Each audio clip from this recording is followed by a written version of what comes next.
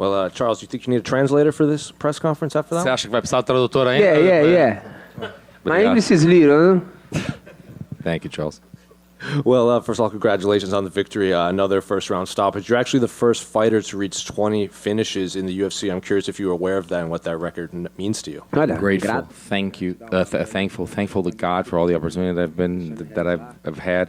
Just so grateful to be here. I've said this all along that I only need a round, and I said to many people, when my hand gets in, good things happen, and that's happened.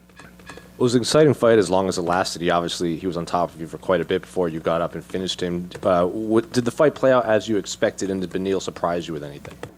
Não é porque a luta foi rápida que foi uma luta chata. Obviously, it's not because a fight was that quick that is not exciting. I actually miscalculated that fall and ended up falling under him. But that's what I do. I get up and I said, I'm going to keep pushing forward. I told people that this is exactly what happened. God bless me. And I just kept getting at him. Dana White was just in here, and we asked him about, you and Islam again. He said that's a fight that he would like to see again, but he has to get with his team Tuesday. But to him, that fight makes sense. So is that the fight you're going to be pushing for immediately now? Olha, eu quero ser campeão da Who's got the belt? He's got the belt, and I want to be a champion, so I have to go through him. Of course, I want to fight him. But right now, I don't want to worry about it. I want to go back to my family, go back home, relax a little bit, and let my team decide that. You jumped up on the octagon cage at the very end before you left, and you were openly crying with your hands on your face. What was going through your mind in that moment? Olha, é como se fosse filme. This is a movie that went through my head. I know that a majority of my losses have been here, so for me to actually be here and have a standing ovation, everybody was just standing and applauding me and cheering, so it was just an amazing feeling. I usually try to keep my composure, just keep going and focus on the fight, but I let my emotions get me because it was so amazing. It felt like I was in the community. It felt like I was actually back at home. As a Brazilian, it felt like I was not miles and miles away from home. And afterwards, when to win here after so many losses, and even with the losses, and them they were applauding me all, even with that in my back, what happened before, right, in retrospect, for them to still applaud me like that, and afterwards, I just let it go. It's something that I'm never going to forget in my whole life. Final one for me, I have to ask your reaction to Amanda retiring. Obviously, she was a great Brazilian champion, and both belts now.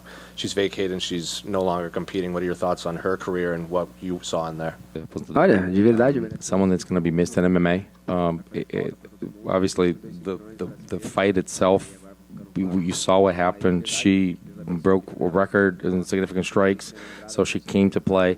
A double champion, someone that represents Brazil, represents MMA, and she just decided right now, just like she decided to continue to fight and be a champion, she decided this was the time to go, and may God bless her in whatever comes next for her. She represents just not the people of Brazil, but in a global audience, and just very happy for her for everything that happened. And if it's good for her, and if it's all settled down for her, and this is it for her, it's settled for the Brazilian people. 2 vacant titles, and we're going to go after them. Charles, over here. There was a stat going into tonight about how you had never won in Canada. You get the win here tonight. What does that mean to you to break that streak, or does that not mean anything to you? Olha, na realidade, tudo fase, tudo momento. Everything is phases, everything is moments, everything is stages in your life, and that was a different moment of my life. Things change as these phases change. Go back to the losses that I've had. It was cold every time I came. It wasn't cold this time. I didn't have blonde hair. Not that it's blonde, it's like silver, but my hair was different too. I didn't have the family issue with the box with Diego Lima. Now I do. Everything is phases, everything is stages, everything is just different steps in your life. It's a new Charles, and it's a new person. Did you know that George St. Pierre was cage side watching your fight? Você viu que o Jorge St. Pierre estava lá? O Jorge St. Pierre estava olhando para tua luta? Cara, Jorge St. Pierre Obviously, a great fan, a big fan of what he's done. One of the greatest MMA fighters ever. Someone that went through.